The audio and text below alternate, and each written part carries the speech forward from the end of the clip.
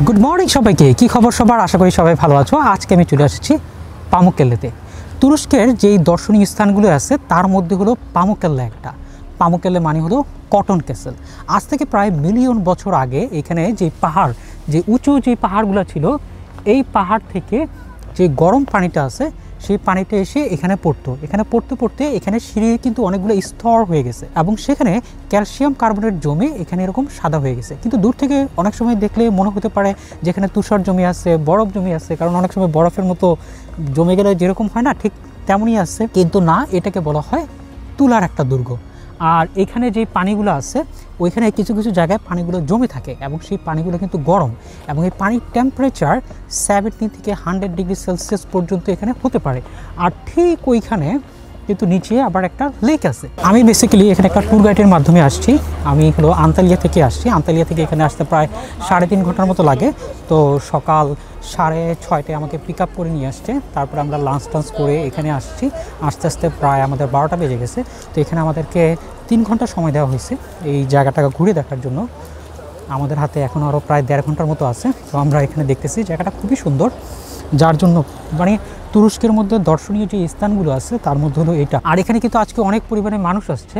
আর এখানে ঘুরতে আসার জন্য বেস্ট সময় হলো এপ্রিল, মে এবং সেপ্টেম্বর বা অক্টোবর। আর এর মিডলে যে সময়টা আছে ওই সময়টাতে বেশ গরম, ওই সময় প্রচুর ট্যুরিস্ট কিন্তু এখানে আসে। সো কেউ যদি গরম সহ্য করতে পারেন এবং অনেক পরিমাণ ট্যুরিস্ট এখানে দেখতে না চান, তাহলে ওই সময়টাকে ইগনোর করে আসাই কিন্তু এখানে ভালো হবে।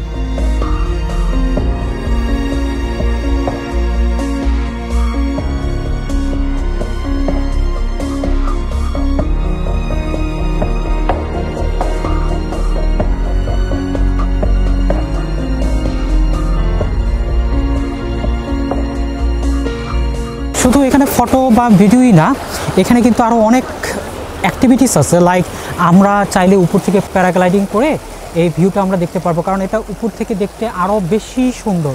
এছাড়া আমরা চাইলে এখানে বেলুন রাইড আছে। যেহেতু আজকে ওয়েদারটা ভালো না, আজকে সকাল থেকে বৃষ্টি হচ্ছিল, এখনও স্টিল নাও বৃষ্টি হচ্ছে গুড়ি গুড়ি।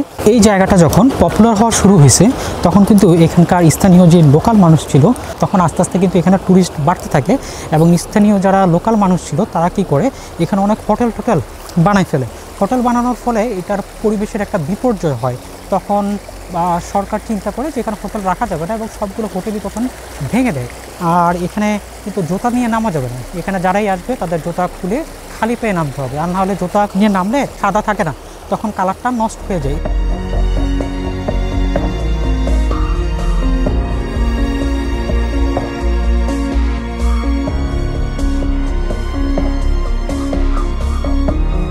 এখানে প্রায় 17টা ঝর্ণা আছে।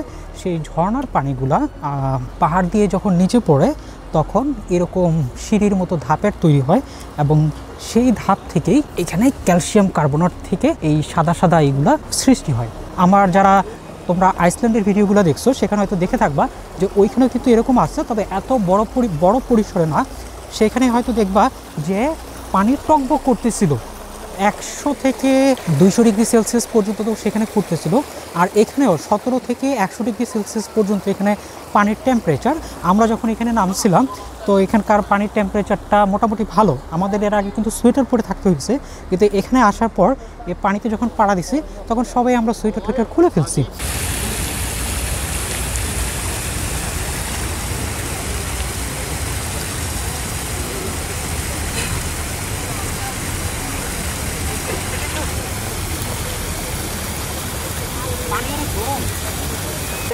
এইখানে কিন্তু আরও বড় পরিসরে মনে হয় যে বরফের টুকরোগুলো এখানে জমে জমে আছে, কিন্তু আসলে ওরকম না। আর এখানে অনেক পরিমাণে মানুষ এখনও জমা হয়ে আছে, বিভিন্ন লোকেশনে মানুষ ফটো তুলতেছে। আমরাও প্রথমে যেটা করছি, আমরা আমাদের ফটো তোলার কাজটা সেরে নিয়েছি, তারপরে আমরা এখন ভিডিও করতেছি।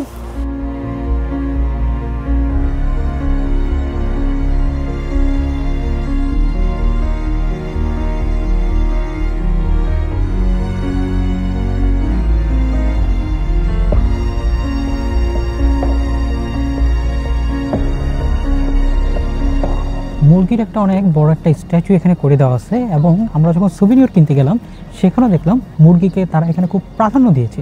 এর কারণ হলো পুরনো সময়ে তো কখনো আমাদের অ্যালার্ম সিস্টেম ছিল না, অ্যালার্ম ঘড়ি ছিল না, তখন এই মুরগি যেহেতু সকালে উঠতো, মুরগির ডাকেই সবাই উঠে যেত, তাই এটাকে তারা বেশ প্রাধান্য দিচ্ছে এখানে। তো মুরগি তাদের তখন অ্যালার্মের কাজ করতো।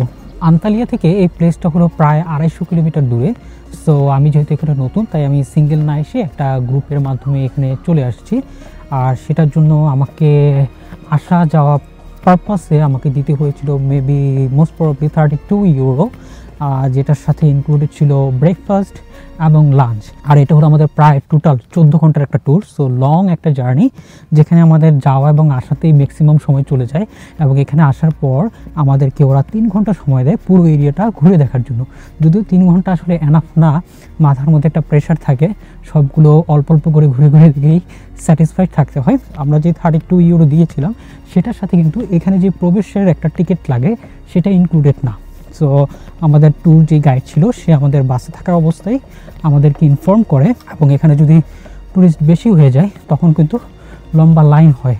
সো সেই লাইনটা এড়ানোর জন্য আমাদের বাস থেকেই তারা টিকিটের টাকাটা কালেক্ট করে নেয়। আমরা ইউরোতে পে করতে পারবো, ডলারে পে করতে পারবো, এবং টার্কিশ লিরাতেও পে করতে পারবো। সো যে যেটাতে প্রেফার করে সেটাতে পে করে দেবে। এবং এখানেও তো লোক আছে, ওরা আগে থেকেই কতজন মানুষের টিকিট করবো ওটা আগেই এখান থেকে কনফার্ম করে দেয়। তখন আমাদের কোনো লাইনে দাঁড়াইতে হয় না। সো আমাদের কোনো সময়টা ওয়েস্ট হয় না, ডিরেক্টলি আমরা তখন এখানে প্রবেশ করতে পারি। তো আমাদের এখানে প্রবেশ করার পরে গাইড আমাদের যেটা করছে, আমাদের একটু ইনস্ট্রাকশন দিয়েছে এবং এটার ইতিহাস সম্পর্কে একটু বলেছে। তারপরে আমরা এখন এখানে আমাদের নিজেদের মতো করে ঘুরে ঘুরে দেখতেছি।